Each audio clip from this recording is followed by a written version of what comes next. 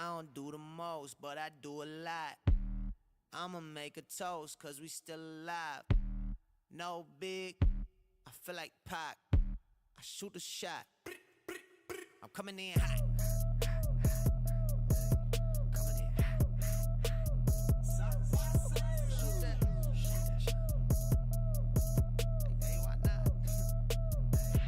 Yeah, coming in hot. Just like the fajita. I write what I live. My life in the speaker. I'm nice with the flow. Just like the demeanor. I'm feeding my fam. I'm feeding the meter. They got the iron while I got the steamer. I bring the fire, but you never seen her. I testify, I don't need a subpoena. They want my soul, better go to Korea. I love my dog just like I'm Peter. Gotta protect them. I made the call up with just like I'm reffing. I know we left, yeah, now we back together, but I guess that is better now. Later than never, like, what's happening? I'ma need y'all quit asking when. Me and my wife gonna have some kids. Right now we just practicing. Teacher said quit rapping, man. That gon' hurt my average. I said thank God I ain't average. Yeah, I'm a bright young man. Kill the GPA and the BPM. Look, we on. So say what you say, cause that's A with Lecrae. From the A train to the A, I'm coming in hot. I don't do the most, but I do a lot. I'ma make a toast, cause we still alive. No big, I feel like Pac. I shoot a shot. I'm coming in hot. Coming in. Shoot that shot. Hey, why not? Hey, I'm coming in. Wake 'em up. Wake 'em up. Wake 'em up. Wake 'em up. See him still sleeping, so I had to shake 'em up. Shake 'em up. I kept it too real. I wasn't faking up. No. My real life was a headline. Your real life got a deadline. My timeline was a hashtag. Your timeline just a hate crime. Coming in hot. Feeling like Pac. Back in 94 when he took 5 shots. Too much drive to ride your wave. Ditch my top and I'm off that lot. Black on black on black on black on black on black on black. You don't have to ball a rap to get them racks on racks. Uber poolers trying to catch my vibe and find my way. Yeah, I know I'm ratchet, but I'm really safe. Hot sauce dripping. Everybody wanna start dipping. First nobody wanna listen. Now everybody pay attention. Now everybody pay a fee. Even Trump gotta take a knee. When the horn blow, y'all gon' see. Make the wall fall down like yee. I don't do the most, but I do a lot. I'ma make a toast, cause we still alive. No big, I feel like Pac. I shoot the shot. I'm coming in hot. Coming in hot. Coming in hot. Shoot that shot. Shoot that shot. Shoot, why not? Hey, why not? Ain't no big. Ain't no big. Feel like Pac. Feel like Pac. We can't lose. We can't stop. We can't stop. Yeah, coming in hot. Coming in hot. Coming in hot. Coming in hot. Shoot that shot. Hey, why not? Hey, why not? Hey, watch out. Coming in hot.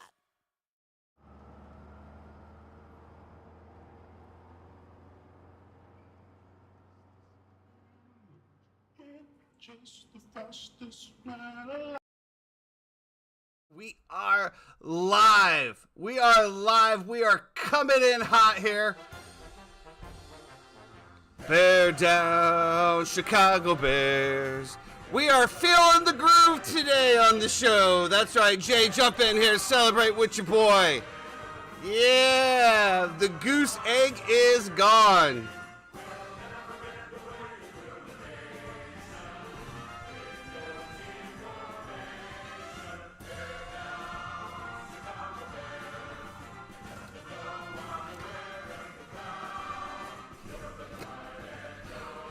Illinois, Chicago Bears, bear down. That's right. The Chicago Bears, as my good friend says, is off the schneid. And we are here to break it down along with all the other things going on this weekend. The previews for the NCAA football, NFL. And guess what? F1 is back as well. I know Jeff doesn't care, but we're going to talk about it anyway. We got baseball playoffs as well. Probably not going to get to that, but we'll see what happens on the recap. F1's over. No, F1 is... Oh, Jeff. The Constructor Cup's over, but they still race the races. Yeah, but the season long thing is done. Nah. You still race the races, Jeff. Still a lot of money involved. When the baseball season, when they clinched 3 weeks ago, they just don't pack it in and fill it. They finish the games, and that's what we're going to do here. We are going to finish the games. It is Football Friday. I tell you, I woke up this morning. The sun just seemed a little bit brighter. The air just felt a little bit crisper. The weight is off the shoulders. I can't wait to get in and break it down. Jeff, how you feeling today, buddy? Cold front coming through. I saw a high of 78, I think, on Sunday. So finally, it's October. 90 degrees is egregious. I'm sorry, it's egregious. Cool me off, baby. I'm too hot. It is what it is. I mean, too hot. Whatever. Well, I'm going to say I like it. That's what I'm gonna say. I mean, I'm never gonna complain about the heat because I'm not a big cold person. I've lived in Florida my whole life, so I am just gonna accept it and embrace it and keep it moving. You know, that's kind of the way I look at it. Absolutely. Well, we got a lot to unpack here today. Are we ready to break it down?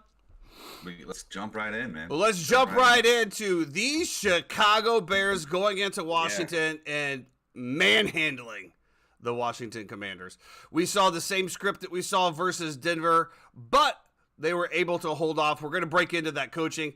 The biggest thing I want to take away from this right now is if you're a Chicago fan, I do not want to hear the name Caleb Williams out of your mouth one more time. And there's two reasons for this. One, the kid has already said he doesn't want to go there. No problem. Fuck you, Eli. Number two, if you haven't seen what you need to see out of Justin Fields over the last 2 weeks, I don't care if he's playing an inferior defense. It doesn't matter. The intangibles are there. So that just shows you that the coaching was an issue. They were not letting him be himself. They have gone with their backs against the wall. The whole operation was about to be fired. Whether Poles brought everybody in and said, bro, either let this kid ball or we're all fired. And everybody's like, you know what? Maybe we will. And they did, and this is what we've got. Now, we saw the same first half, just an amazing first half. Justin Fields, DJ Moore, finally coming alive. DJ Moore, you are now the person that the general manager of the year drafted in his fantasy leagues. This is what I expected to see it. Not quite this high, but this is definitely what I wanted to see out of this. They get robbed of he actually got robbed of another touchdown where they said he stepped out of bounds. There's no visual showing that he stepped out of bounds. They never showed a replay. They never looked back. They just cut to commercial, came back, and boom, there it was. Absolutely just great game. Fields 15 for 29, 4 touchdowns, 0 interceptions, 3 sacks. DJ Moore, 8 receptions, 230 yards, 3 touchdowns. And like I said, he probably would have had another one, but that one got called back for stepping out. For the Commies, Howe, 37-51, 388 yards, 2 touchdowns, 1 interception. But the big one to me was 5 sacks. We talked a lot about the Washington front line, right? And the defensive front line and their offensive line being pretty good as well. The Chicago Bears, the worst defense in the league, put up 5 sacks on Sam Howell, and they absolutely manhandled that offensive line from the Washington Redskins. I'm sorry, the Commanders. And not only that, the O-line absolutely held the Washington line back. They got 2 sacks. Chase Young, there for a minute, had like 3 plays where he was just feasting. They made the adjustments. They double-teamed him. They chipped him. And guess what? C'est la vie. If you can't see if you give Justin Fields time to scan the field, boom. I'll tell you what. He's going to pick it apart, and he absolutely did. He threw some amazing balls. I am overjoyed. I have warm and fuzzies all over. I feel like, there was a lot of questions going into this game, right? Especially after the Denver game. Can Justin Fields do this on multiple times? Can he do it multiple? And I saw numerous ESPN fantasy people saying, pick up Washington's defense. Pick up Washington's defense. They're going to feast. Look at their schedule over the next 4 games. You got Chicago. You got New York, blah, blah, blah, blah. Hey, guess what? I believe that defense went negative. So guess what, ESPN? Yeah, negative 5 points. Listen, great win to Chicago. I'm very happy for you guys. First franchise. You're the only franchise to not have a win since Elon Musk bought Twitter. It's been, 360-something days since you guys won a football game. So, listen, congratulations. I'm very happy for you. This game kind of went as I thought it would. I actually had the +6, the money line, and the over in the game. All three of them hit. So it was a great night personally for me. I had to pick up Sam Howell as a starting quarterback in a streaming league that I'm streaming quarterback in. He throws for 388 and 2 tutties. And he's also their leading rusher on the team, too. 4 attempts for 19 yards. Brian Robinson Jr. just 6 for 10. So I'm very happy for you guys. I'm happy that you won. I don't want to knock you down. I'm sorry. Before you knock me down, I have to interrupt you. We have breaking news on the Uninformed Fan. Chase Claypool has been traded to. Would you like to break it? No, go ahead. No, I mean shit. I saw it earlier. I just saw it on the wild for a 6th round draft pick. Wow. Mm-hmm. Wow, that's terrible. That's absolutely garbage. Absolutely garbage. You know, that was probably Ryan Poole's one biggest miss right there. I do believe we gave up the 33rd overall pick for that dude. And you know what? He just turned out to be a turd. So back to your... look, he's a Notre Dame guy you tried to bring back. He completely... I don't know if he has all the intangibles. But he just... I don't know if he loves football as much as everybody else on the team. It seems to me he loves modeling a little bit more in fashion, which is fine. But it's not something that you want in the culture of that locker room. So, listen, good riddance, c'est la vie, whatever. Back to knocking us back down. That's where you left off. Back for him. Yeah. The only thing I'm going to say about this is if I'm looking at it from a completely objective point of view, and I say, okay, Justin Fields, 50% passing on the night. All right. Listen, 8 of those receptions that he threw for went to DJ Moore. He threw for 230 yards to DJ Moore out of his 282. Only 7 completions, and that only went to 2 other people, and those were both tight ends in Robert Tonyan and Cole Kmet. So I have on my fantasy team as well. Thank you. I am still a little concerned about the lack of being able to spread the ball around. Now, I understand you got the ball in the playmaker's hands, and the playmaker made plays. However, you're also playing a terrible defense in Washington, who a lot of those. Like the one he threw in the corner that DJ Moore caught, I thought was one of his best balls of the night. And also the one that he got with Cole Kmet where he got him right over the middle right there, I thought was a really good read. But the other ones, like DJ Moore was wide open, or he was throwing a 5-yard out and DJ Moore was just turning on somebody and taking it all the way upfield. So as happy as I am for you guys to get this monkey off your back and get off the schneid, I do want to tame expectations a little bit going forward with this Bears team because there's still some weaknesses, right? You still give up almost 400 passing yards the same amount. Now that's also game script as well too. Like we just said, exactly. Raking the ball 10 times because they were down immediately 17-0 to start the game. So there wasn't really much that Washington could do, and also Washington wasn't running the ball well anyway. When they were running the ball, I thought, from what I've seen so far, Brian Robinson Jr. was going to come out and have a great game. He was not efficient. Brian Robinson Jr. 6 for 10, 1.7 yards per carry. To your point, I mean, that Bears defense just showed up. I don't know what happened. Obviously, we got Tevin Jenkins back on the offensive line. Our center also goes out. We had to bring in Cody Whitehair, who was our backup reserve. Obviously, both running backs get out of the game. Shout out to Khalil Herbert for trying to come back. You saw when he tried to make that cut, he just went straight down. We're on our emergency back. And I will say this. With Foreman. To your point, though, as far as Sam Howell's numbers, Matt Eberflus, he is the head coach, but he's also the defensive coordinator. And last week, he did the same shit, right? Where now he's calling. This is why I think being an offensive or defensive coordinator and also the head coach is a problem.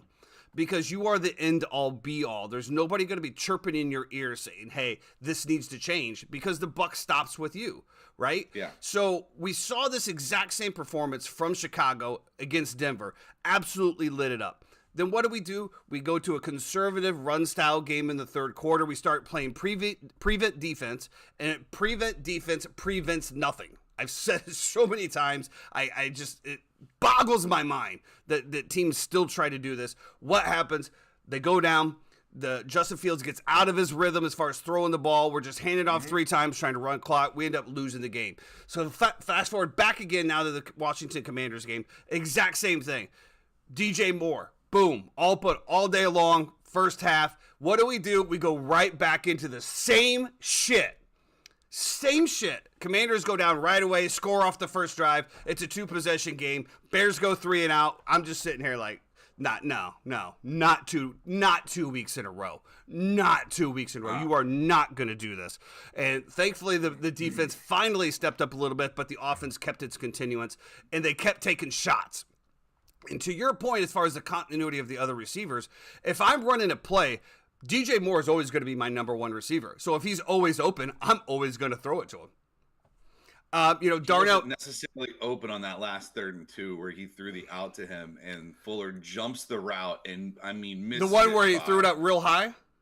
An inch, yeah. DJ Moore went up, caught the last one. He went up, caught it, turned, and then went. It was 3rd and 2, and you're. But did you also see Fields with his interaction with him after that? No. He goes, he threw it right there on purpose because he knew that guy could not get it. He just said, he goes, I hit that perfect. That's exactly what he was trying to do. You just have to have trust. If that was Devontae Adams or anybody else, I think that you wouldn't be such as concerned. But, obviously. If it was who? Devontae Adams. I mean, wow. you're throwing balls to Devontae Adams to jump up and let him one-on-one all day long, correct? Tyson, this has nothing to do with the wide receiver. This has to do with the cornerback being in a position to make a play on the ball. But he did it because that ball was precise. Perfect spot. And he did. And it's 3rd and 2 and you're trying to run the clock out is my only thing. And I think I actually text you, or I texted the group at halftime. I said, Tyson's going to lose his shit because Sam Howell's about to throw for 250 in the second half on dinks and dunks. No big plays, but it's just going to be bunk, bunk, bunk, bunk, bunk, bunk. And that was really, we talked about prevent. They let that check down get the third downs. They let that check down get 10, 12, 15 yards every single time on the check down. How do you not spy on the running back? You know what's going to happen. Everybody's going out. The running back's going to falter out. He's going to sit in the middle and wait. And then not only does nobody follow him, the linebackers, everybody are 15 yards downfield. So when he catches it, you have to come up, whatever. Great week for Chicago. Again, I said a little bit on the pre-show to the 3-time here. I was really surprised of the players' interactions with Matt Eberflus. Now, obviously, everywhere in Bears world, they want everyone fired. Everyone fired. Okay, but as we've learned through life, college, firing everybody all the time just doesn't make sense. You just keep going through the same cycles. It takes a while to build an NFL franchise. And let me tell you right now, Justin Fields has the intangibles. I questioned it there for the first 3 games. I questioned it, absolutely. 2 games or whatever. But then I saw what happened when he was able to be himself against Denver. Now, get worse defense.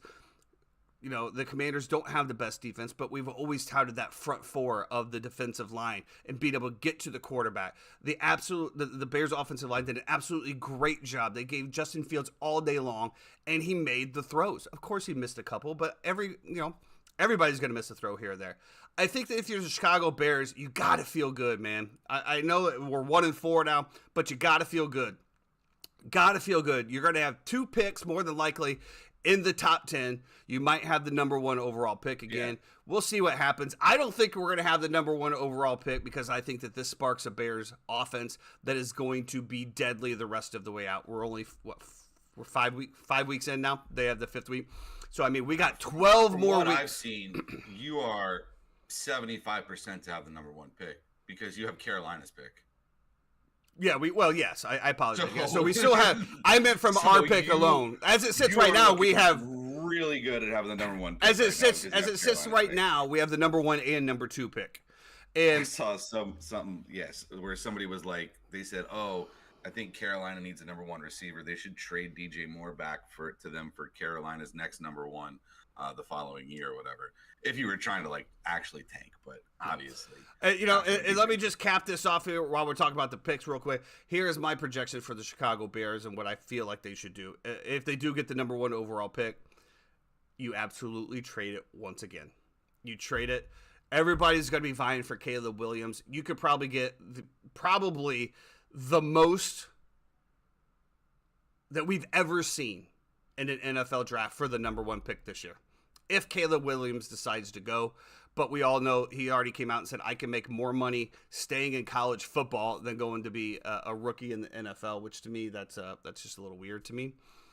I don't know why you couldn't get the same endorsement deals that you get for college in the pros, but that's another thing. I think that you could absolutely get an absolute record haul, man. Record haul for that pick.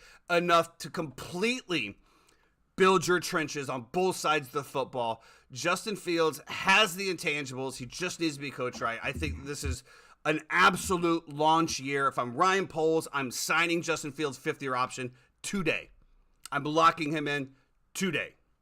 That's not a confirmed report either by Caleb Williams. That's from a random Twitter website that it's been confirmed. He released 5 teams that he said that he would go to.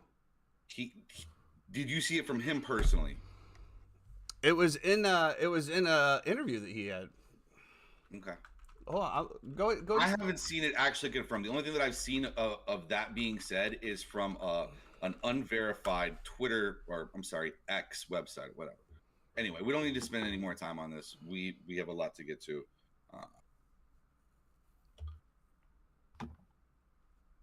Okay, so you don't want me to look for that? Okay. Yeah. So let's move on.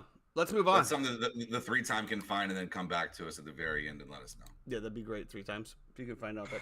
All right, well, let's get into it. Let's preview some NFL football. First off, we got the Jags still over in England. I'm assuming they stayed over there, right? Yeah, of course. It was actually Trevor Lawrence's birthday the day on Monday. So they win the game on Sunday. They go celebrate on Monday, bounce around London for a few days, and then get back to work. So yeah. What a great vacation, man. I mean, London's a cool city, bro. 2 weeks in London in the middle of the season, and then you head back, and whatever. Yeah. And only one of them counts as a home game. I mean, it's great. So right now we got Jacksonville. Buffalo is favored by 5.5 here. We got the over/under at 47.5. The Buffalo Bills are just absolutely rolling. Absolutely steamrolling people now. I would hope to think that my good friend Jeffrey has started to change his position a little bit. I do believe, they get Von Miller back this week? They do get Von Miller back this week. They get Von Miller back this week as well. This is going to help bolster that defense. He'll probably be on a pitch count. He'll probably be on a monitored amount of snaps. But I think this is going to be a closer game than everybody has it at. The spread right now, like I said, is currently 5.5. But to me, this seems like this is one of those 5 minutes in the fourth quarter, something happens to where one of these teams goes either way. That's how close I think it'll be. I think it'll be within a tutty. Either the Bills go down, score a touchdown with 3 minutes to go, or the Jacksonville Jaguars go down there, kick a field goal, down by 7, down by 6, or something of that nature. To me, this is one just to stay away from and enjoy the game. But I know Jeffrey has a little opinion on this one as well. Well, so I gave out a stat on Wednesday. Josh Allen has won 59 wins in his career. 45 of those have come by 7 points or more. So it's really, he's feasted on the wins that he's had. He doesn't play a lot of close games. They pretty much either blow you out or they're not winning. I'm going to lean Jacksonville on this one. I think the comfortability of being in London, I think this basically being a home game for them. I think the Bills coming off of such an emotional and taxing win that they had against Miami in Buffalo. I think the Tre'Davious White injury is real. I think that secondary has some issues in terms of, missing Hyde. I don't know if Hyde might be back this week, but, Poyer is still not what Poyer used to be.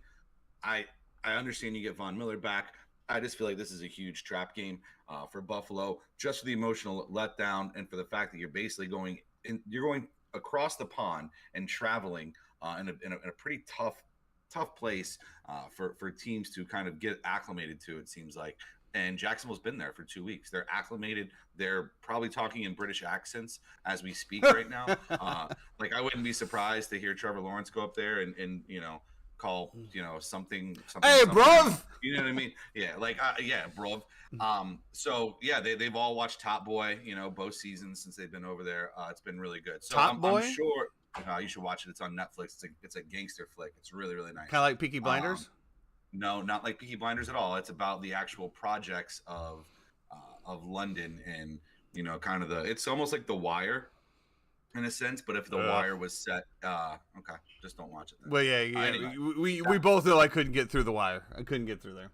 That being said, I do like the 5.5 here. I'll be on Jacksonville just to start my morning because it's 9 a.m. and why not? You got to have a little something going on there, right? Have some breakfast, maybe have a mimosa, and let's go bet the Jags and the underdog. Absolutely, let's go. Next up, we got the New York Football Giants going to Miami. Now, this one is obviously we expect this to be lopsided. The spread is currently 12. My biggest is the over-under at 48.5. To me, I think that Miami is probably going to be the only one that puts up some points here. The question is, can Miami cover the over by themselves? Quite possibly. We'll see. But, Danny Dimes, they got to get some help. Until they get that offensive line some help, I don't think that I can even. I don't know. I can't even. I'm not. So personally, for me, I've tried to find a way to bet the Giants this entire week, and I can't find an angle where I like it. The line is, it opened at 9.5. It is now ballooned to 12. It hit 12.5 at one point. If you really are a junkie and you really want to bet this game, then sure, let's go ahead and take the Dolphins minus 12 and let's take the over. How about this? How about first half Miami? Nah, I still don't like it. No, I was just because. And here's my thing with Miami is it's going to be very tough for me to want to fade them. Mike McDaniel is really just all gas, no brakes. So even when they get up, right, we saw it in the Denver game. Even if they're up, they're still going pedal to the metal. So it's not like you're going to have a huge opportunity for a backdoor cover here with the Giants, I feel like. The 12, it's a stinky number. It's something that you would love to be on the Giants on. I can't find a way to bet them. I gave out a stat about teams that score 3 points or less the week before are 62% against the spread the very next week when they're underdogs. I still don't care. I can't find it here. If you really want to take a side, go ahead, take the minus 12, take the over. It's going to be a shootout. Daniel Jones should put up some numbers here. If he gets time, the kid can sling. But like we saw last week, my goodness, man, the guy was running for his life the entire way. I don't lean, as everybody knows. I have noleans.com secured on the website Arsenal. But you know what? Call me crazy here, but just 12 points just seems like a lot in the NFL. And like I said, the Giants are basically playing for their lives once again. They're playing for contracts. The coaching, everybody's on the hot seat in New York. If you follow New York sports at all, New York is one of the hottest seats in there because the fans demand greatness, even though they don't get it a whole lot. But we'll see. I think, like I said, if you had to put a gun to my head and do this, I think I'm taking the Giants, and it is 12.5 right now. I definitely would take it at 12.5. I'm not touching any of it. I don't really care. I'm not touching any of it either, but you know what? That's just the way it is. So moving on, we got the Saints going into New England for the Patriots. This is a straight-up pick-em here, and we've had some injuries for New England here that have really, really kind of skewed this a little bit. Yeah. Judon Gonzalez being out, it's a nightmare situation. Jonathan Jones, their quarterback, is also questionable. As you said, Judon's out. Let's see. We got J.C. Jackson, another corner, is questionable. Lot of stuff. They just traded for J.C. Jackson from the I almost called him San Diego, from the L.A. Chargers. J.C. Jackson was signed as a free agent to the Chargers a couple years ago from the Patriots. Was a stud corner for the Patriots. Got signed by the Chargers. Has been atrocious for them. Recently, he was a healthy scratch in the I don't know if it was the Vikings or the Raiders game, one of the two. He was a healthy scratch because he got a speeding ticket in L.A. and had a court summons for it and didn't go. So there was a warrant issued for his arrest. So they basically said, hey, listen, you need to go turn yourself into jail. We can't have you on the field today. So that's kind of the situation that they're in. Patriots are desperate. They traded back for a guy. I don't care. I don't think it's fixable. I like the Saints in this spot. I think the Saints got just absolutely little brothered by the Bucs last week, and this is what they did, bro. I do. You're gonna get that in every chance you get. I'm here for it. I'm here for it. Fuck the Saints. We little brothered them. But I like the Saints roster a little bit more than I like this New England roster. The line has swung back, so where you could have gotten New Orleans at +1.5 or +2, you're now having the -1, -1.5. I think we have to pick them in circa. It's a maybe circa pick for me. It opened at 1.5 to New England, and it's even now. We'll circle it and then we'll put a star on it and circle back and look at it. Probably later on today or tomorrow when the final injury reports come out. But I do like New Orleans in this spot. I think Kamara bounces back. I think Derek Carr, they just somehow win an ugly game. I think we can all agree, though, that New England's just in shambles. Shambles. I did see something about how, there's games where, so this year the under is hitting at like a 65% clip, or in general, the under hits at a 65% clip on games with wind. So games that have more than 10 miles per hour at kickoff with wind. And if you're looking at that, you are looking at this New Orleans game. You're also looking at the Baltimore and who's Baltimore playing? Why am I drawing the blank right now? Baltimore-Pittsburgh game as well too is one of those that's being circled. So just keep in mind with some of those. Make sure you watch the weather report before. I got an inside tip on a lock here as far as the under for this game, but I got to tell you, I kind of like the over. Yeah.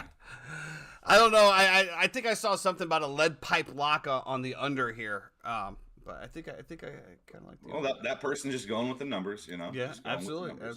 So you did mention the Baltimore Ravens and the Pittsburgh Steelers. Baltimore is coming into the Pittsburgh. Baltimore favored by 4.5. This is one that it just doesn't make sense, man. Everything on paper is telling you that the Ravens offense is back. They're gelling. I think that, you'll have Odell Beckham Jr. back this game as well.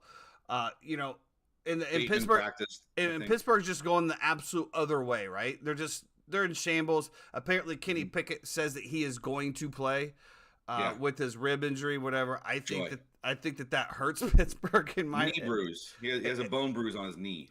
I mean, well, when I saw that come out, right, the initial reaction that I had for that is that the National Football League is just so finicky, right? So let's just say that you don't go.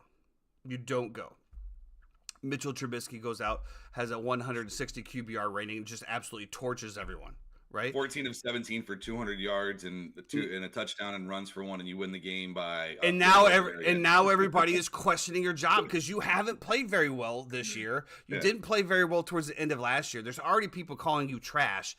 You have to stay out on the field, man, to keep your job. I think that's just the way it is these days, a la Tom Brady. Drew Bledsoe, Tom Brady comes in, the rest is history. Just like it's going to happen at some point in Tampa Bay. Baker Mayfield's going to get hurt. Kyle Trask is going to come in, and now all of a sudden we got a quarterback controversy. I think it forces these guys to play when they should not play, and I think that's exactly what's going to happen here, and that's what scares me, is how healthy is he going to be? How is he going to be able to be mobile when he needs to be mobile? And how long is it going to go before the oxy wears off and he taps out? And then at what point, how much down are they going to be before that happens? And that's my biggest question mark on this game. TJ, take the under. Yeah, I mean, the under is probably good here as well, too. I don't see. He was talking about the Patriots game. Oh, okay. Listen, I'm going to give you one sentence that I have here. The underdog in this Ravens-Pitt series, or actually two sentences, I guess. 3. Underdog in this Ravens-Pitt series, when it's Harbaugh versus Tomlin, the underdogs are 22-5-3 against the spread. Now, the underdog has covered 11 straight games in this series. 15-1-1 since 2015, and when it's 3 or more since 2005 in this series, it's 21-3-3. We're going to be old men here. I understand this is not the same Pittsburgh team. In this spot, Mike Tomlin having his team embarrassed in Houston like they did, now coming back for a divisional game at home in Pittsburgh. Give me the Steelers. And I can honestly tell you at this point that Mike Tomlin is coaching for his job. Yeah. And listen, but this is a historical spot where Tomlin gets them up for. It was like Vrabel last week when people are like, "Why are you picking Tennessee?" Against Cincinnati. Like, you have to. This is what the numbers tell us we have to do. It stinks to haul high heaven. I hate the Steelers. I tell every Steelers fan that I see, you guys suck. I should probably stop doing that. However, not really nice. Justified, but not nice. But it's for the truth. They need to hear it, because they're so prideful. More Eagles fans than Steelers, but they're pretty fucking close. We'll get to the Eagles here in a little bit. But yes, absolutely put it in circa +4. Lock it down as one of our circa picks. We are absolutely taking the Pittsburgh Steelers +4 in this situation. And listen, if they lose by 3, we win. So, and if they lose by 4, we push and still get a point. So, Be sure to check out the Instagram okay. on Saturday around noon. Now, actually, it's not gonna be. It's actually Saturday night. We can't. We don't release it until after 4:00 on Saturday. Because why? Because you can people release it whenever. No, you can. No, you can't. Why? I don't want other circuit. I don't want other circuit. Everybody's gonna. Yeah. Okay. Yeah, we had over. You want to update the people on how we're doing in circa right now? We had over 200 and something views on our last pick. They're absolutely watching. Absolutely, they're watching. Do you want to update people on how we're doing on circa right now? Yeah, I mean, as you can see at the top here, we're 13 for 7. We're sitting at 65%. We are sitting in 361st place after the first quarter. We are tied for that. I do believe we are about 3 picks out of first place right now. I think the winner actually no, I think 3. So they're like 16 and 4 or something like that. So we're like 3 or 4 picks out of first place right here. Hey, this is going to be a big week. This is a huge week for circa because this is there's a lot of sharp money that is butting heads this week on opinions on what's going to happen. There's a lot of old heads that are just following. We're going to follow the trends. We're going to stick to the script that we've seen for the past 25, 30 years in the NFL. There's a lot of guys who are like, I don't care what my eyes tell me, what my eyes tell me. So listen, this is going to be a put up or shut up week. There's going to be a lot of separation made this week. So we'll see what happens. TJ, I do believe there's close to 7,000 entries in there. So we're about 361st out of 7,000. 6,800 or something like that, I think I saw. So yeah. All right, so let's move on. We got the Carolina Panthers, the struggling Panthers, heading into Detroit. It's at home. Detroit is -10. Carolina Panthers obviously having a little struggle here. Their rookie quarterback is not necessarily having fun over there. But as we've said numerous times, when you have the number 1 overall pick, your franchise is usually in shambles anyway. Again, we haven't seen a whole lot out of this. This one is intriguing to me. Again, 10 points is just a lot. I do believe Detroit will win here. I just don't think that by 10, but this is going to just be something that we're looking at. Obviously, we were on the Panthers against the Vikings at 5, and that didn't happen. What did they end up, 7? It was 5.5 is what we ended with, and yeah, they lost by 7. Lost by 7. Yeah. That Bryce Young fumble on his own 20-yard line that got returned for a touchdown was the dagger for us. So yeah. So, this was going to be one that, obviously everyone is going to expect Detroit to cover here. So that's usually where the hook and the lines get a little funky when everybody appears to know what's going to happen here. The better team doesn't always win. The better team always doesn't cover. So this will just be one that we're going to just set off to the side. We'll be looking at to see what any type of late line movement, anything of that nature, anything that pops up before Saturday, before we make our picks. What's up, Dino? Yeah, you did miss the whole bear down segment, buddy. I'm kind of at the point here with this Carolina Detroit game. This is like a classic letdown spot for Detroit. Historically, this is like the first time in 5 years that the Detroit has been favored by more than 7 points, which is crazy. But it just kind of is what it is. But you're also talking about Jared Goff in a dome at home against this defense. They get no pressure on the quarterback. They have both sides of the ball. They have better lines, better players, better everything. They're getting Jameson Williams back this week, who has an opportunity to open up that downfield playmaking ability to really open up Amron underneath. They're going to be a juggernaut going forward. This Lions team is really, really good. I missed the mark a little bit undervaluing them because I was so blinded by the Green Bay Packers this offseason when it comes to this division.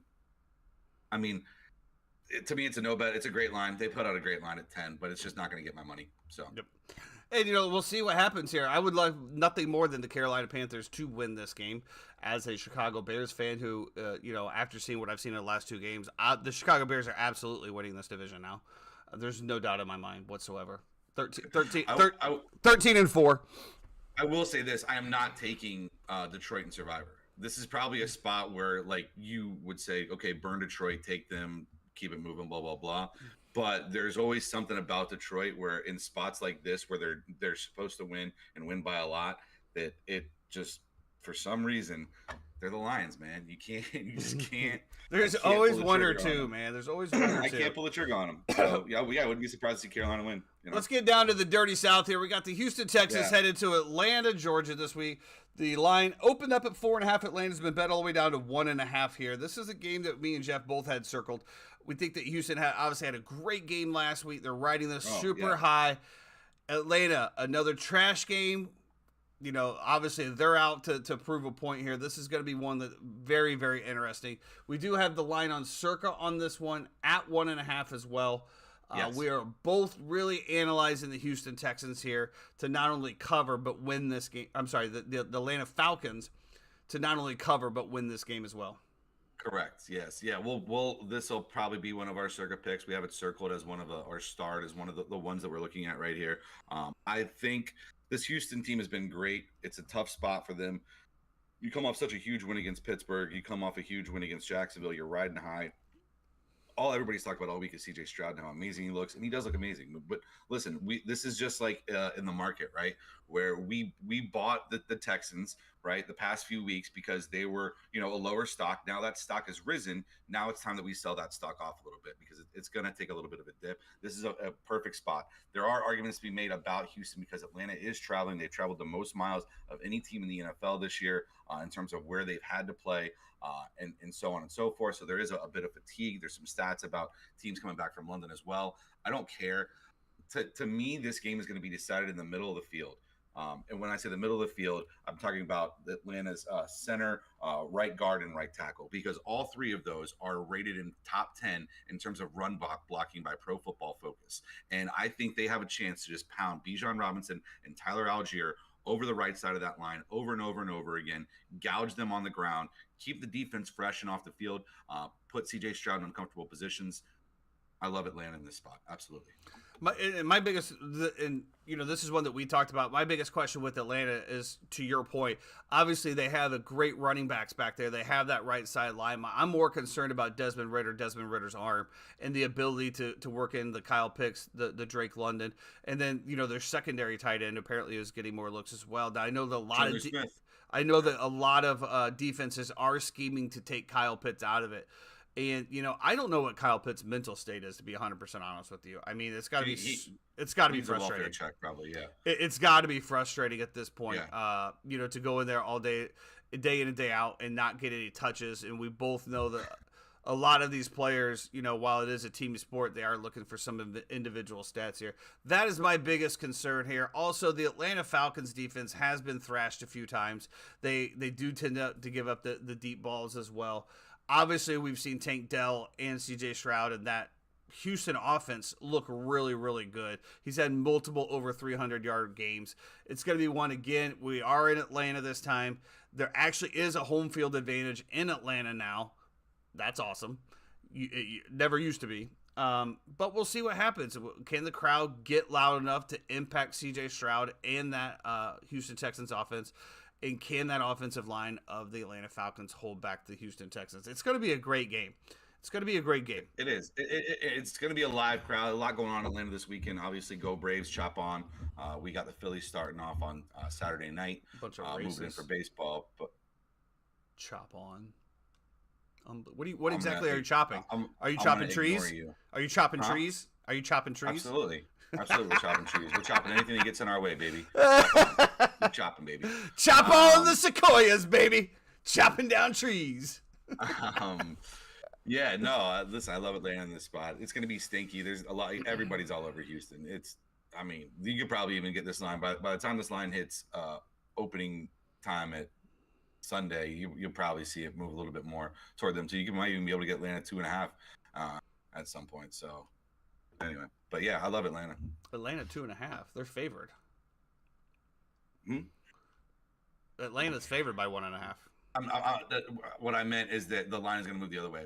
Not 2.5. The line probably might be a pick 'em. Yeah, it might be a pick 'em. Yeah, absolutely. So next up, we're moving to Indianapolis, where Anthony Richardson continues to just set the NFL ablaze with his amazing talents and skill sets that we saw a glimpse of at Florida. I'm just so happy that the NFL personnel was able to bring this stuff out of him, man. What a spectacular player. Now, he did pad the stats last week against, I do believe it was the Chargers, right? But again, this was Rams. Rams. The Rams. I knew it was something.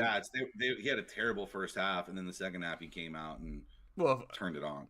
He turned it on because why? Because the Rams had a lead and they changed their defensive structure to prevent who? There it is. So Anthony Richardson just goes down, blazes it up, boom, boom, boom, brings him right back in it, forces him to overtime. Anthony Richardson is him. He is him. I'm buying all the stock I can get in this dude. Any cards that I can get, any memorabilia, I am buying on this dude right now. If he can stay healthy, he will be an absolute menace to this league for many, many years to come. I've seen the arm strength out of him. I've seen the accuracy, and of course, we've all seen the wheels on this. This is an interesting game as well because you have Tennessee coming off that huge just beatdown that they put on last week. They're coming into Indianapolis. Indianapolis hasn't been a team that has been favored very highly by Vegas or anyone of that nature. They've expected the Colts to just fall flat on their face. They definitely haven't done that. That defense has actually looked decent in the first 4 weeks here. I love the Indianapolis Colts here plus 2.5. Absolutely love them. Yeah, I'm all in on the Colts with you as well too. I think that the Tennessee's really good against the run, but Tennessee's really good against the run up the middle. And I think AR is going to be able to get on the outside here. Jonathan Taylor possibly back for this game as well too. I do think on the other side I think he is back. Full participant, was interviewed. Yeah. He said, I'm here. I'm playing. Hey. He's playing for the Colts. Hey, ho, ho. Let's go, baby. Woohoo! Maybe it worked out taking him in the second round of our big league. Maybe not. I don't know. We'll see what happens. Spicy meatball. You guys with your stand on business quotes to me as I'm trying to figure out who I'm taking in the second round. Oh, stand on business. Take Jonathan Taylor, like you said. Hey, stand on business. I'll trade you for him right now if you want. I held to him for 4 weeks. We're fine.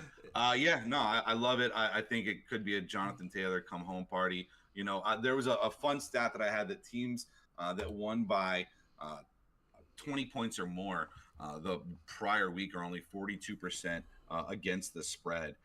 And also teams that moved from a small underdog to a favorite are less than 42% against the spread. This is going to be a huge game where a lot of sharps are all over Tennessee, and we're actually fading them here.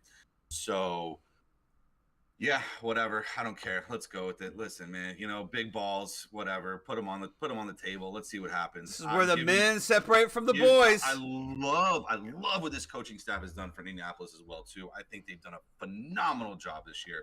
Way better than I thought they were going to be. I'm fired up for this game because I this is a tough one. This is one that we're going to have to separate ourselves from a lot of people on. And yeah, give me the Indianapolis Colts. Absolutely. Moving on to the next one, we got the Cincinnati Bengals heading to Arizona. Now, this is the one that's definitely not going to be on our radar for Circa. We're going to glance over this one as well to kind of move it along. I do believe Cincinnati will win. They will not cover this spread, however. They will not cover the 3. I think it's going to be a last second. Joey B just isn't Joey B right now. Now, whether Joey B turns into Joey B later in the season, that is yet to be determined. Jamar Chase is him, and he is Jamar Chase every single game. As he just said in the last game, I'm open all the time. Just throw the ball. And I think that's where the Justin Fields DJ Moore is right now. Just throw me the ball. I'll figure it out. And that's what Jamar Chase wants to see out of Joe Burrow. This Arizona team continues to defy expectations. They continue to put up great numbers. The defense continues to shut people down. And God, why is the quarterback not? What's the quarterback? For who? Arizona. Obviously not Cincinnati. Josh Dobbs. Josh Dobbs continues to manage the game, keeps his team in it. We'll see what happens, but this is a stay away game for me. Yeah, I actually like Arizona -3 here. I think the line has moved too much. I think it's too much. +3. Joe Burrow. Arizona +3. I'm sorry. Yeah, I said that wrong. I like the Cincinnati Bengals -3 here. I think the Cincinnati Bengals win the game. I think it's probably by a touchdown. I do think it'll be tight, but you're talking about Joe Burrow finally came off the practice report this week. I think the love for Arizona is one of those overreactions that's gone really far. I don't know anybody who's actually Vegas is begging people to take Cincinnati at this point. I think a lot of the sharps are going to stay away. I think a lot of public money has come in on the side of Arizona. I don't care. I mean, this won't be a circuit pick first, but it'll be a personal pick for me because I do think that the Bengals bounce back this week and beat the Cardinals. Just my personal opinion. Personal opinion. And this is why we talk it out here, folks. Is believe it or not, when you get two people that have strong opinions, it's really tough to come up with 5 consensual picks. Very tough. It really is. We're doing good though. I feel like we're doing pretty good this year. Way better than I thought this was going to be. We're doing great. But... We're doing great. But it's a long season. We're 25% way through. Let's see what and here comes losing streak. What happens? happens? Obviously, I have a couple other friends that do this, and a couple that are actually considered sharp money and handicappers and things of that nature. And when I watch and I see their picks and I see that we're on the opposite of them, I'm just like, ooh. At some point, this is going to flip to where the sharp information is now correct. And as we look at it, we are not sharps, guys. We are considered public money at this point. We haven't proven anything, so we're still on the public side. So I guess you could say that we're on the public versus the sharp. And then one of these, this could be the week. This is going to be a very, very tough week for everybody involved.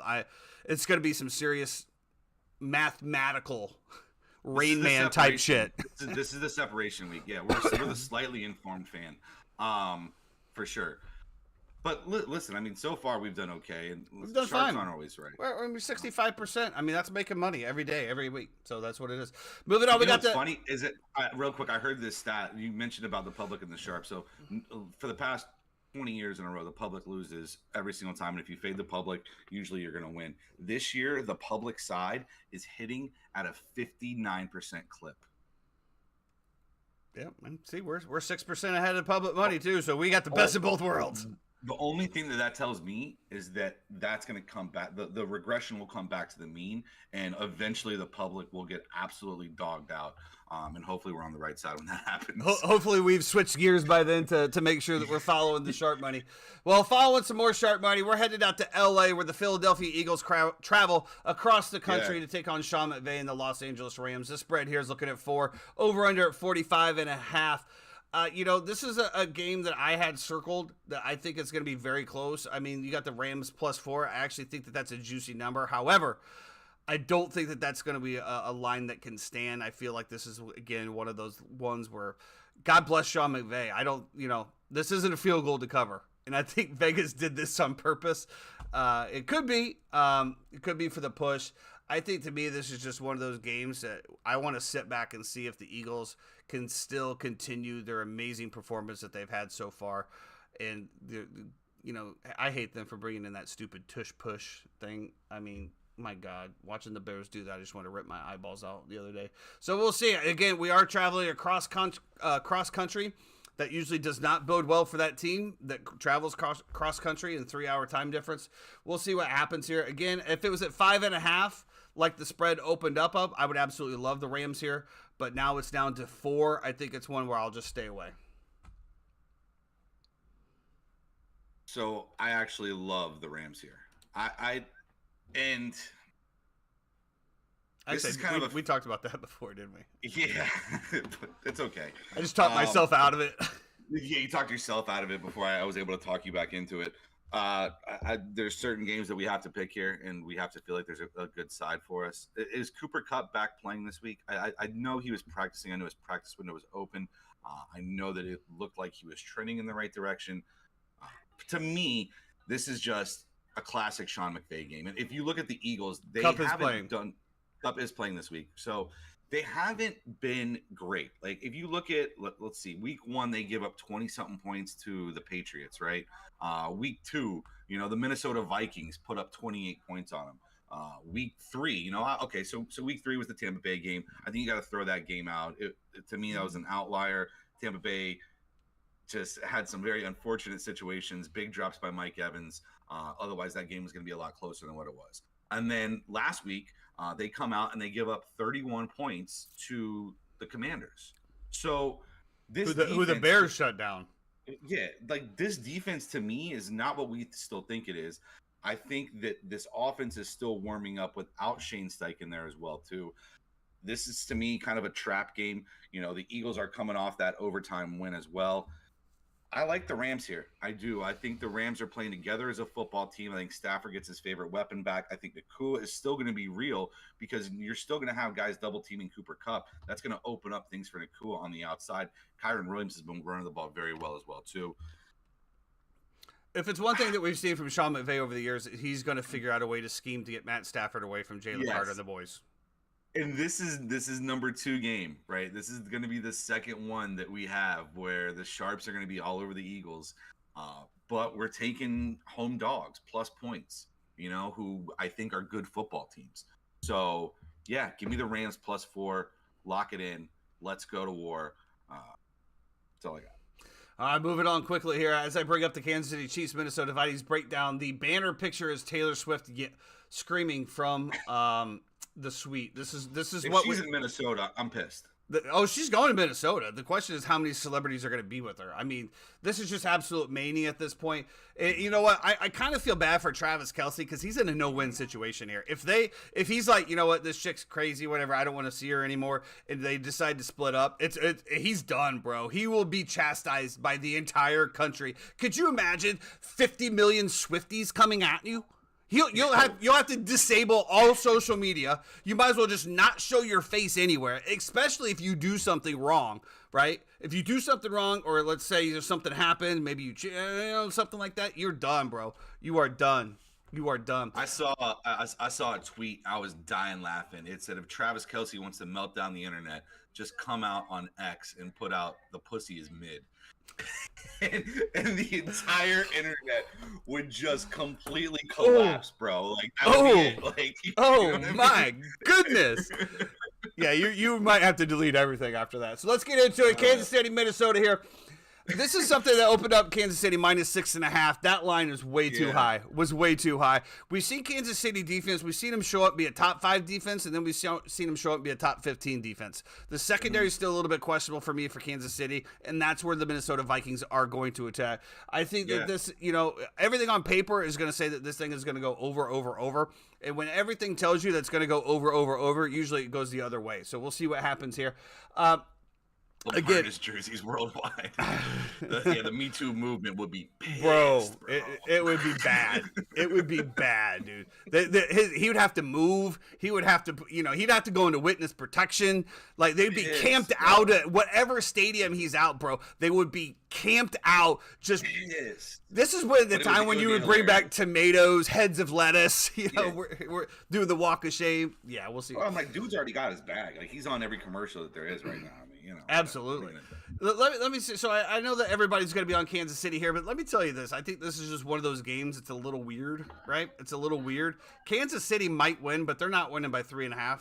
And I think this is actually one of those ones where I see Minnesota coming back, not only covering, but possibly even winning this game. We picked the Jets against the against the Kansas City Chiefs, and to be honest with you, without a phantom holding call or pass interference call on that game could have been completely different to where the Jets actually won that game. Now, Minnesota Vikings defense is nowhere near the New York Jets defense. Let's just be perfectly clear on that. However, the Kansas City offense that we've seen is not humming yet. It's something that I want to see. I want to see it humming.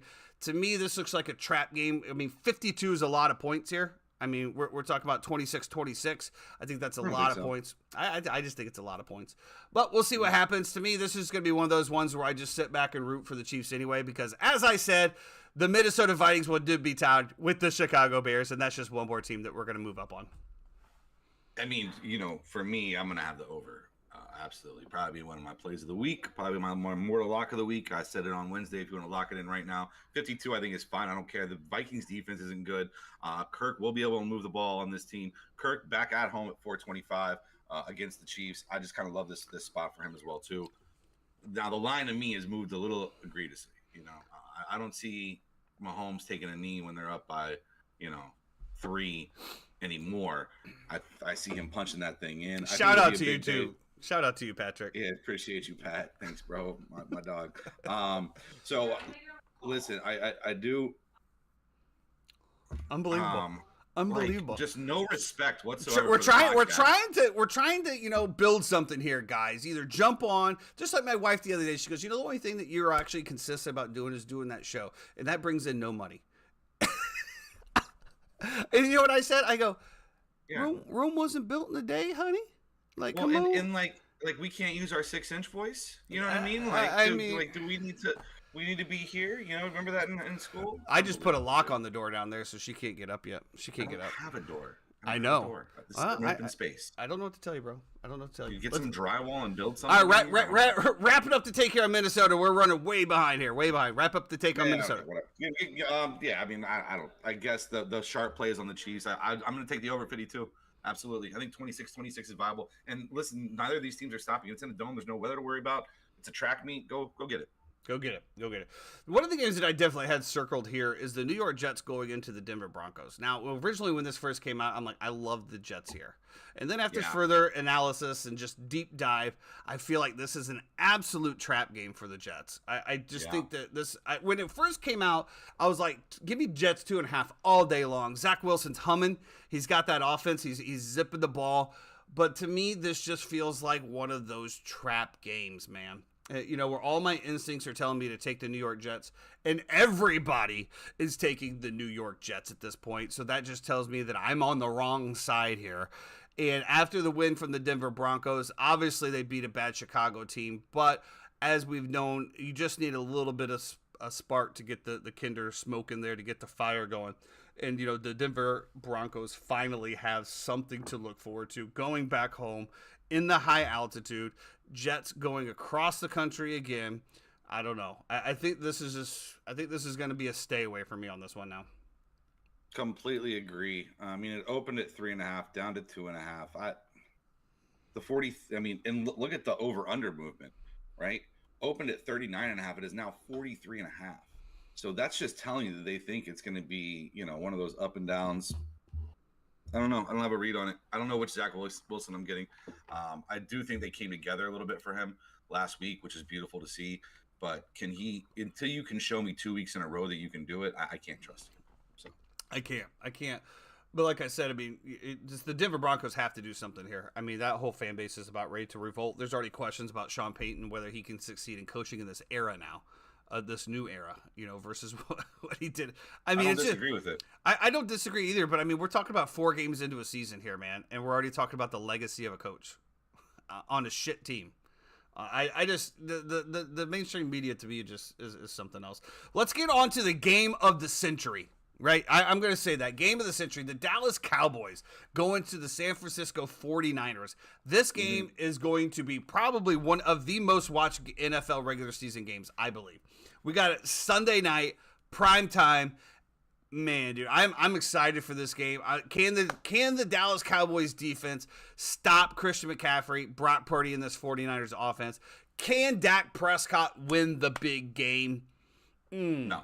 Everything on paper is telling us no, but once again, the 49ers are undefeated. It's kind of one of those things where I really wish that, we could wait for our circa picks until Sunday morning so I can see exactly where all of the money is, right? If I can see that 90% of the public is taking Dallas, then I know I need to be on the 49ers, right? It's one of those games. I think this is going to be an absolute bloodbath of a game. I think there's going to be a lot of hard hits. It's going to be a very, very interesting game to get to. I don't think that there's going to be a whole lot of offense scored here. I like the under on this one a little bit.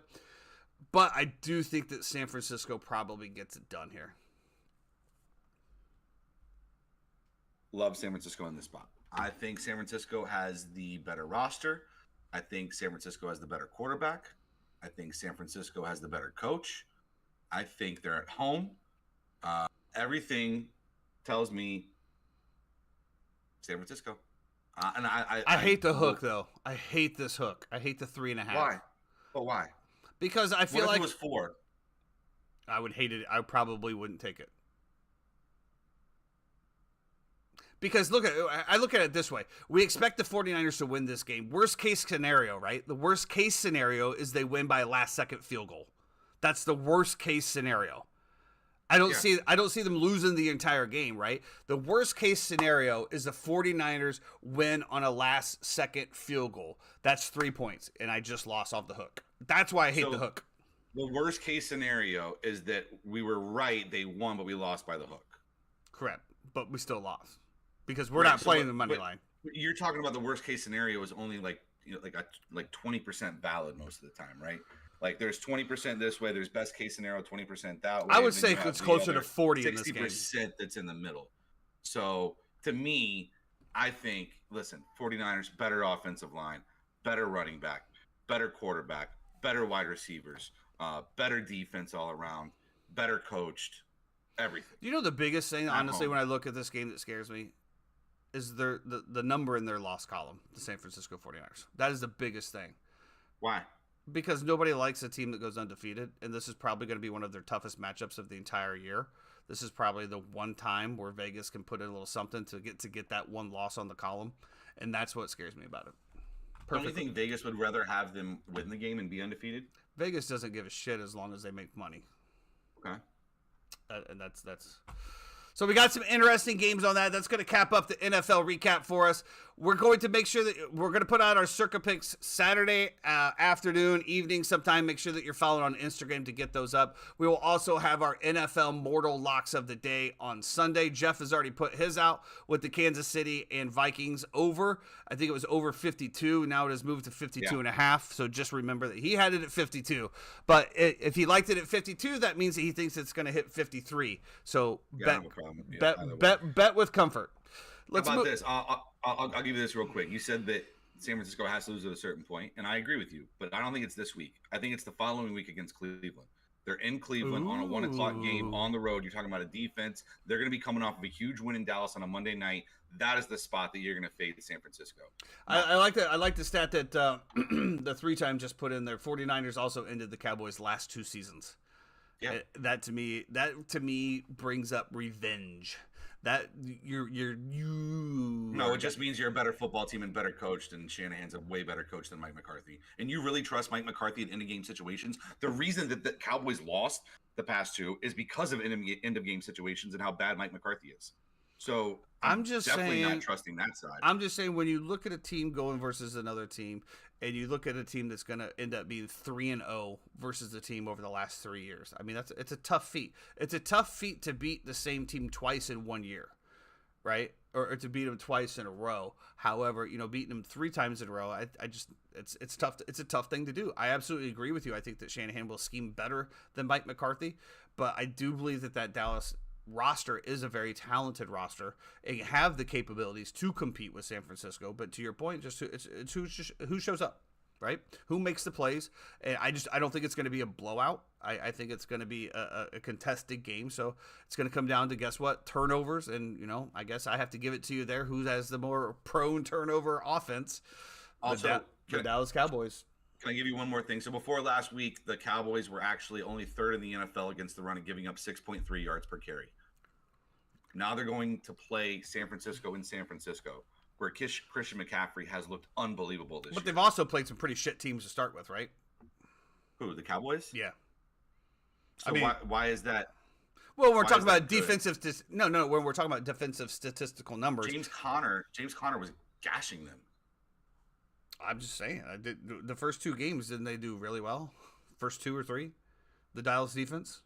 I just see the Cowboys going back out west where they just lost the Cardinals. I don't know. I just every measurable about this game tells me you have to take San Francisco. Cowboys are allowing 10 points per game. The 3-time chiming in.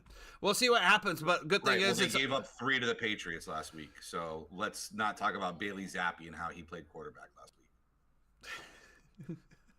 Well, let's move on to a little bit of lighter side. And 0 to Danny Dimes. Danny Nichols. He's got Danny. Yeah. All right, let's move on. Let's move on to a little college football here. New segment we're going to start here is the Florida breakdowns, right? We're going to just touch on a little bit of the Florida schools here because that's where we're at. That's what we're focusing on.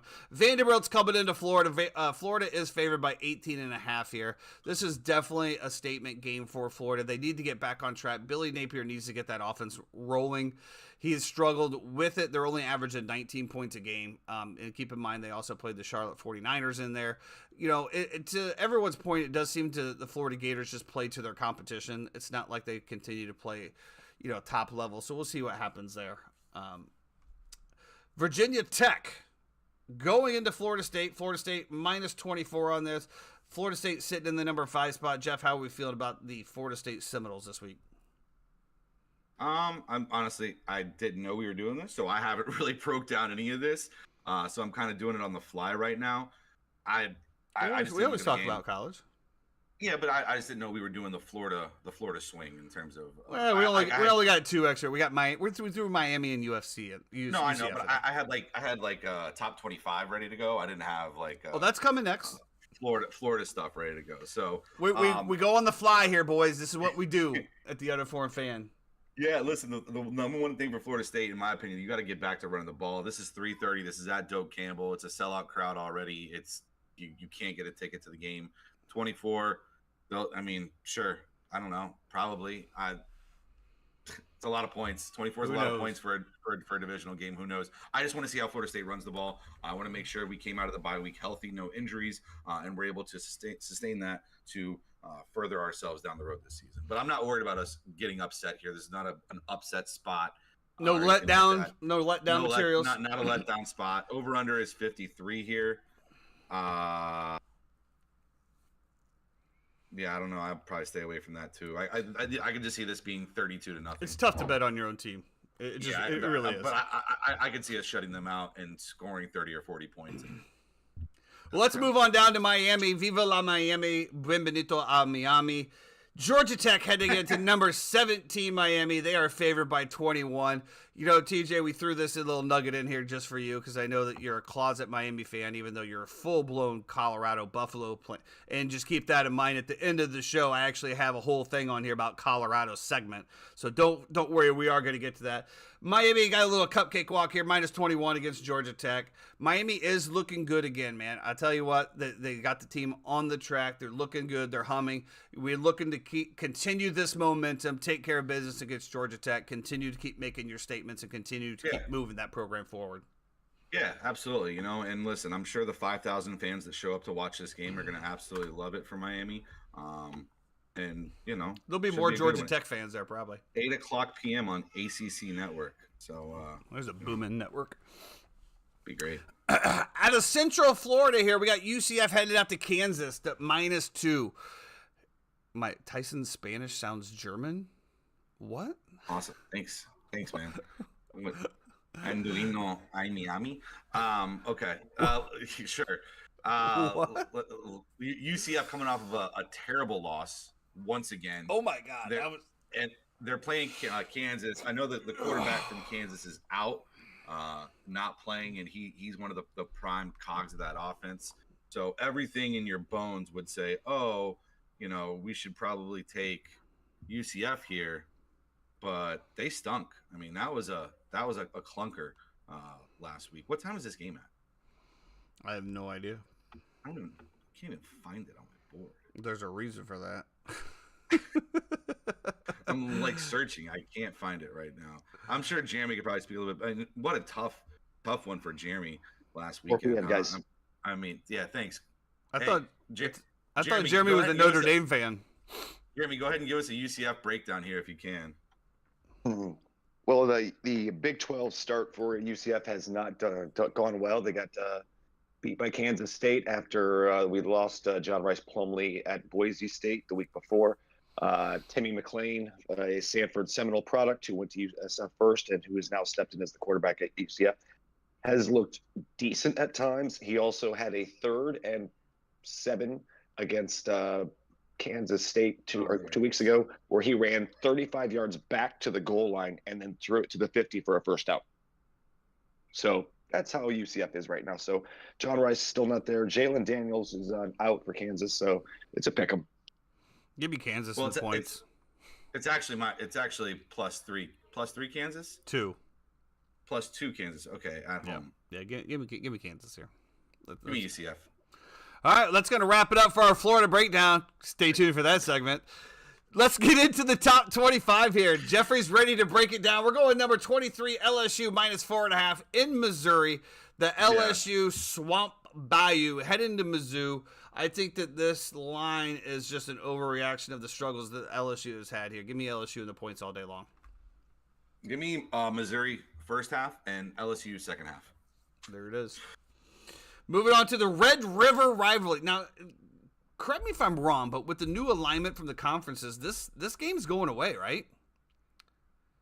No. I thought I was pretty sure that after, it's going away. The same conference. They're both moving to the same conference, though. Yeah, I don't think they're doing this Red River rivalry game anymore. I really don't. I want to say that I heard that with the alignments that this game was dropping. What do you have correct, but it will not be featured in the SEC. So can you just chime in and tell me what you're saying there? Because that sounds like Chinese to me. This rivalry game, they're saying is going away. It's not going to be the Red River rivalry anymore because they're going to be in the same conference, so in the SEC. So it's not going to be. They're not going to have to do it because they have to play so many games against the other conference in the SEC.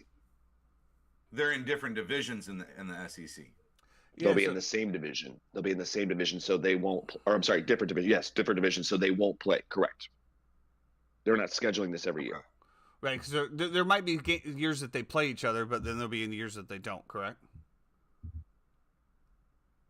That is correct. So it'd be like if Florida State joined the SEC and they were in a different division than Florida, and they're just. All right, why so can't you have that? It just says here Florida State still plays Miami every single year, even though Miami's not in our division. So it just says only from 2024 and beyond, it will be an SEC matchup. Ever since the news broke out, shit, they're in the SEC. I don't know what they're doing here, dude. We are off the rails. It's not guaranteed. It's not guaranteed to be played every year. Yeah, I don't know. Whatever. So anyway, Oklahoma's going into Texas here. I think actually Texas at number 2 is actually a little bit undervalued, to be perfectly honest with you. They've come out and just absolutely dominated teams left and right. Give me Texas and the points here. What's the line on this game? 5.5.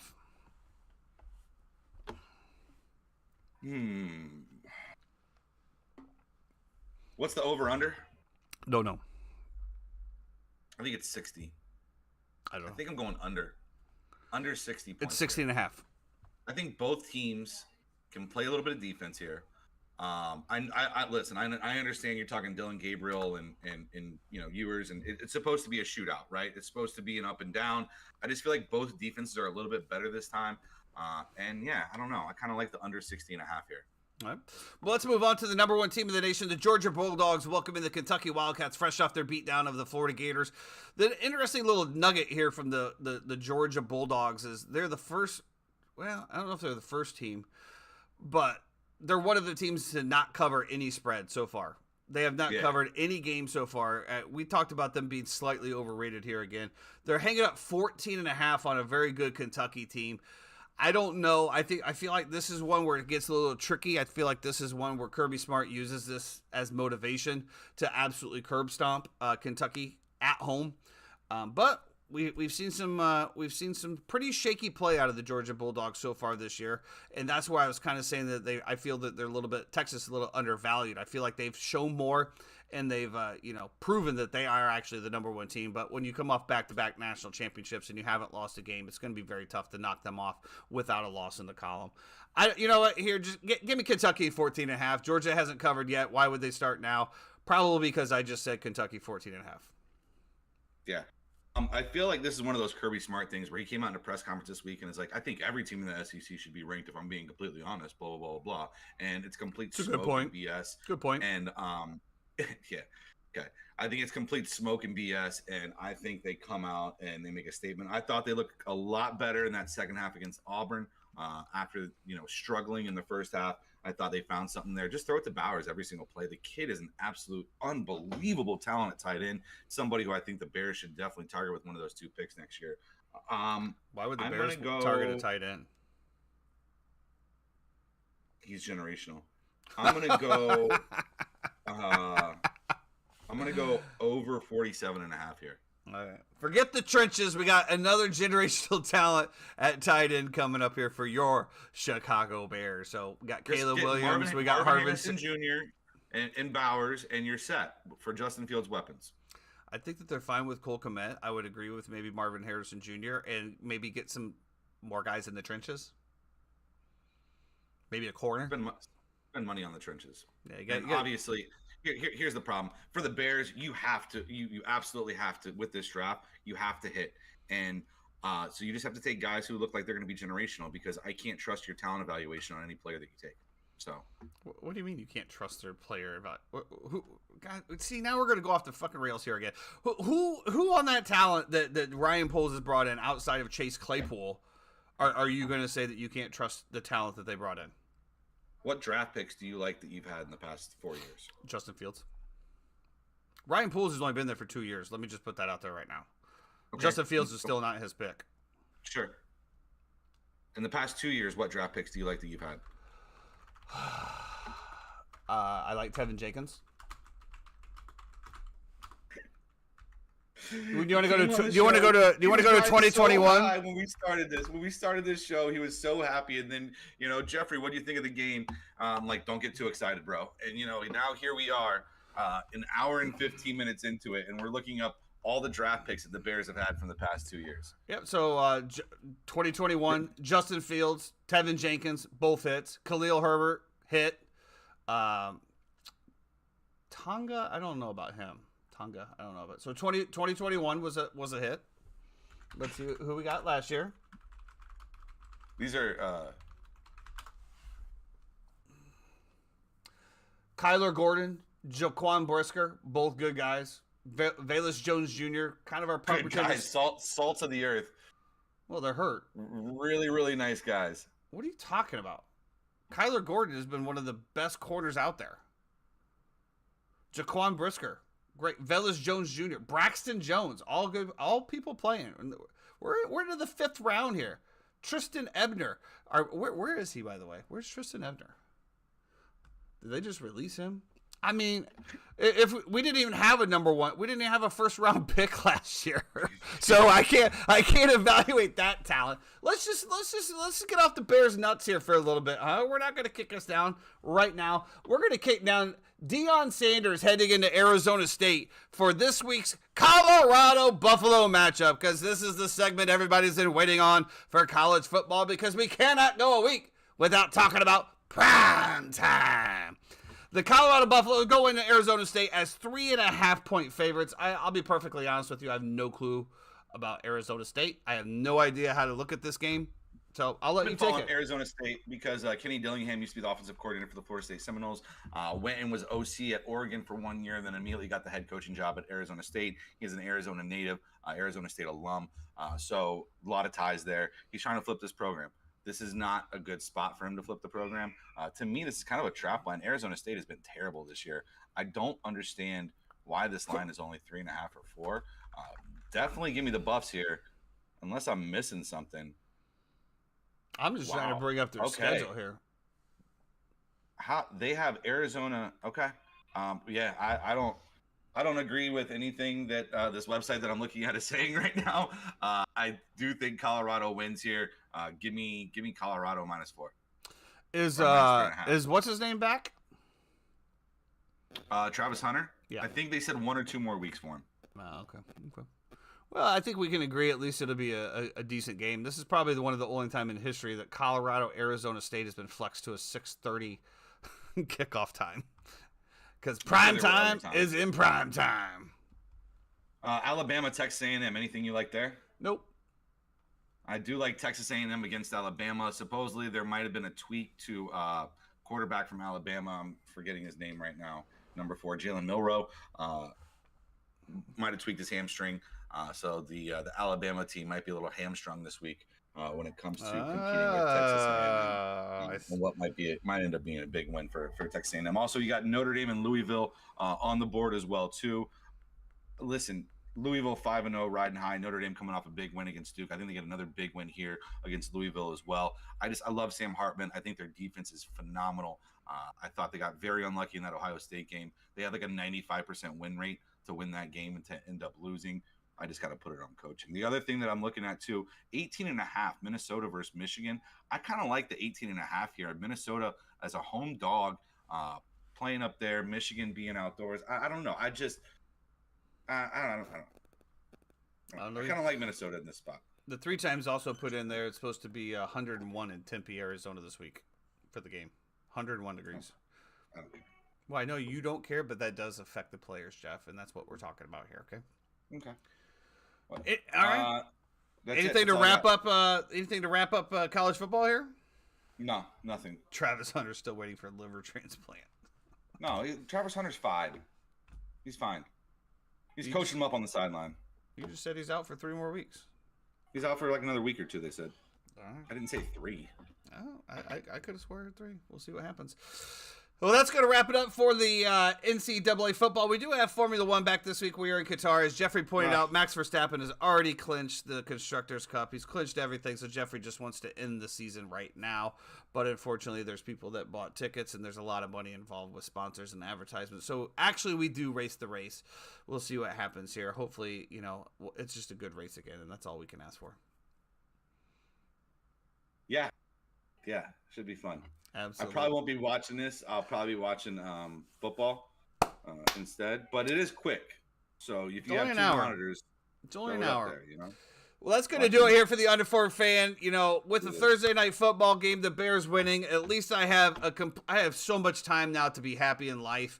I don't know what I'm going to do Sunday. I obviously still going to watch games, but obviously I'll be in a better mood, so I'll probably accomplish a lot of things throughout the day. What a blessing. One thing I did want to talk about real quick is, Dick Butkus, for those who don't know, did pass away yesterday. We talked about this off air between me and Jeff. I said that there's no way the Bears lose this game now. No. I mean, what an absolute legend, Dick Butkus. Thoughts and prayers with your family. At 80 years old, he did pass away. Shout out to the Bears for actually getting this win for him. Shout out to Justin Fields afterwards as well, dedicating the win to him and his family. What an absolute Chicago legend. Absolute legends. R.I.P. big boy. We'll see you on the football field up there. That's going to do it for us today. Everybody, have a great weekend. Enjoy it. We have a little bit of baseball this weekend too. Gonna have a big show on Monday, guys. It's probably gonna go long. Just again, all of this recap: college football, NFL, Braves, F1. What a time to be alive! Hockey starts next week as well. Cannot wait. I hope everybody has a great time. Enjoy your life. Be great. And stay out of the left-hand lane. Ooh.